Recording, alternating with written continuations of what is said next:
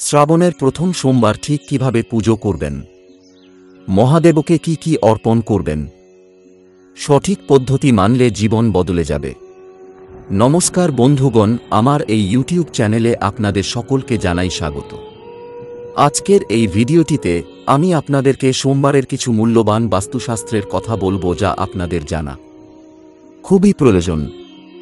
সোমবার এই সহজ কাজগুলো যদি আপনারা সঠিকভাবে করতে পারেন, তাহলে আপনাদের জীবন ও পরিবর্তন ঘটবে।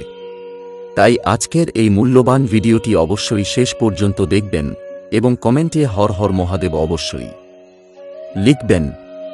তাছাড়া ভিডিওটি নিজের বন্ধুবান্ধব তথা আত্মীয় স্বজনদের সাথে অবশ্যই শেয়ার করবেন, যাতে ওনারাও উপকৃত হতে পারেন। ভগবান শিবের শিশুরূপের ধ্যান করে তারপর শিবলিঙ্গে নৈবেদ্য অর্পণ করতে হবে। মানুষের বিশ্বাস, এতে মানুষ সব প্রকার দুঃখ থেকে সহজেই মুক্তি মেলে। শিবলিঙ্গে দুধ অর্পণ করা শুভ বলে মনে করা হয়। কেউ যদি শারীরিক এবং মানসিক সমস্যার মধ্যে থাকে, তাহলে শিবলিঙ্গে দুধ অর্পণ করলে স্বস্তি মিলতে পারে। গ্রহের বাধা নাশ করতে সরিষার তেল দিয়ে শিবলিঙ্গে অভিষেক করা শুভ।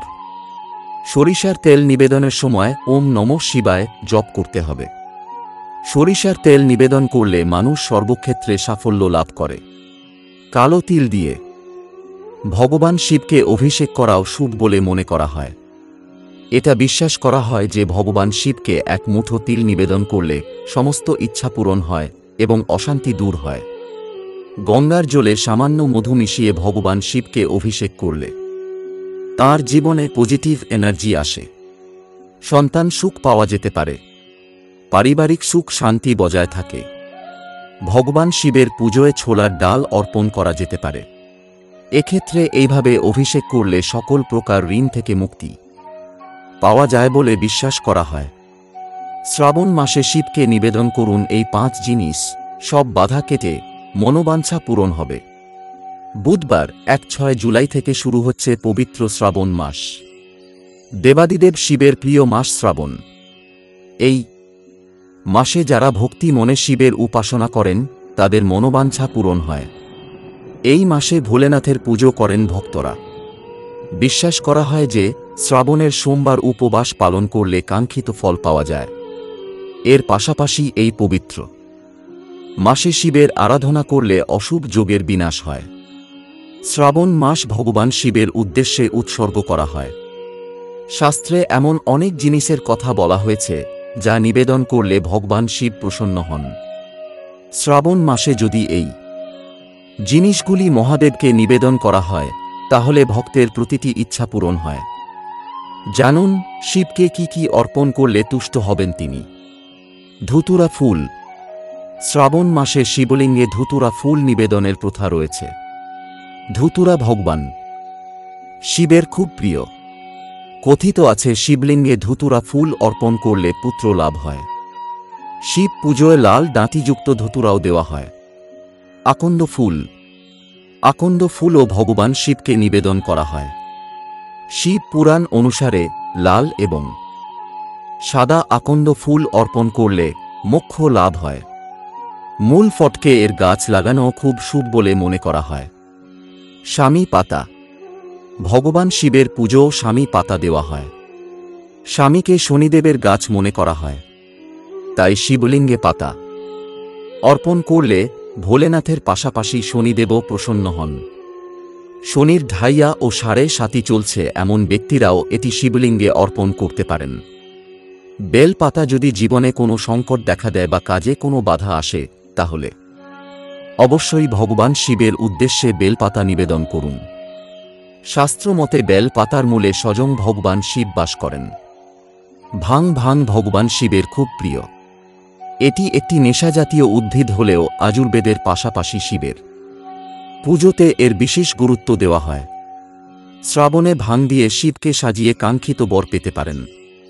এবছর শ্রাবণ মাসে মোট 4টি সোমবার পড়েছে। 2 জুলাই, 6 শ্রাবণ প্রথম সোমবার, 2-9 জুলাই, 1-3 শ্রাবণ দ্বিতীয় সোমবার, 5 অগাস্ট 2-0 শ্রাবণ তৃতীয় সোমবার, 1-2 অগাস্ট 2-7 শ্রাবণ চতুর্থ সোমবার, পুরাণ মতে শ্রাবণ মাসেই সমুদ্র মন্থন ঘটেছিল।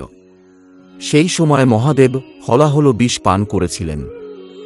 সেই সময় বিষের তেজে তার শরীর নীল হয়ে যায় বলাই শিবের আরেক নাম নীলকণ্ঠ। সেই সময় দেবী পার্বতী তার স্তন দুগ্ধ পান করিয়ে দেবাদিদেবের সমস্ত জ্বালা প্রশমন করেছিলেন। এইভাবেই সৃষ্টির রক্ষা করেছিলেন মহাদেব, তাই তাকে সৃষ্টির রক্ষাকর্তা বলা হয়। শ্রাবণের প্রথম সোমবারেই বিশাল নবপঞ্চম রাজযোগের নির্মাণ। শিবের আশীর্বাদে ত্রিভুবন কাঁপাবে ৩ রাশি। জ্যোতিষ শাস্ত্রমতে 2024-এর শ্রাবণ অত্যন্ত গুরুত্বপূর্ণ, কেননা বৈদিক শাস্ত্রমতে 22 জুলাই 2024, হিন্দি ক্যালেন্ডার মতে অত্যন্ত শুভ নবপঞ্চম রাজযোগের নির্মাণ হতে চলেছে।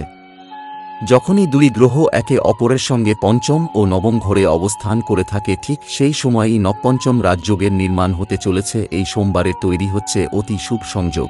এর ফলে ভোলানাথের কৃপায় জীবনে আরও সুন্দর পরিস্থিতি আসতে চলেছে, জীবনের প্রতিটি উন্নতি আসতে চলেছে। এই নবপঞ্চম রাজযোগের ফলে জীবনে বিরাট উন্নতিকর পরিস্থিতি আসতে চলেছে।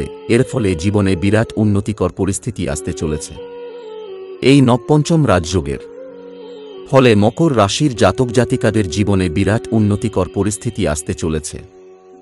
আর্থিক পরিস্থিতি আগের থেকে আরও ভালো হতে চলেছে। জীবনের প্রতিটি মুহূর্তেই নতুন নতুন অধ্যায় শুরু হবে। চাকরি ও ব্যবসায় অত্যন্ত ভালো পরিস্থিতি আসতে চলেছে। আয়ের নতুন নতুন উৎস তৈরি হতে চলেছে। ব্যাংক ব্যালেন্স বাড়তে চলেছে। বৃশ্চিক রাশির জাতক জাতিকাদের জন্য জীবনে বিরাট মুহূর্ত আসতে চলেছে। পৈতৃক সুখ পাবেন জাতক জাতিকারা। আইন আদালতের মামলায় এবার জয় পাবেন। নতুন কাজ শুরু করতে চাইলে এই সময় অত্যন্ত লাভের হতে পারে। বিবাহিত জীবন সুখের হবে। অবিবাহিতদের বিয়ের প্রস্তাব আসতে চলেছে। নতুন করে জীবন শুরু করতে পারবেন। জাতক জাতিকারা কর্কট রাশির জাতক জাতিকাদের জন্য জীবন আরও সুন্দর হতে চলেছে। নবপঞ্চম রাজযোগের ফলে জীবনে আরও সুন্দর মুহূর্ত আসতে চলেছে। কেরিয়ারে উন্নতির সঙ্গে সঙ্গে প্রচুর পরিমাণে কনফিডেন্স পাবেন। জাতক জাতিকারা নতুন কোনো প্রজেক্ট তৈরি হবে এবার। পরিবারের সঙ্গে অত্যন্ত ভালো সময় কাটবে। বিবাহিত জীবনে সুখ ভরে উঠবে। সব মিলিয়ে জীবন হবে আগের থেকে আরও ভালো। তো এই ছিল আজকের শ্রাবণ মাস নিয়ে কিছু মূল্যবান বাস্তু টিপস এবং রাশিফল। যদি ভিডিওটি আপনাদের ভালো লেগে থাকে তাহলে অবশ্যই একটি লাইক করবেন এবং এই ধরনের নিত্যনতুন ভিডিও প্রায়ই দেখার জন্য আমাদের সাথে থাকবেন। ধন্যবাদ।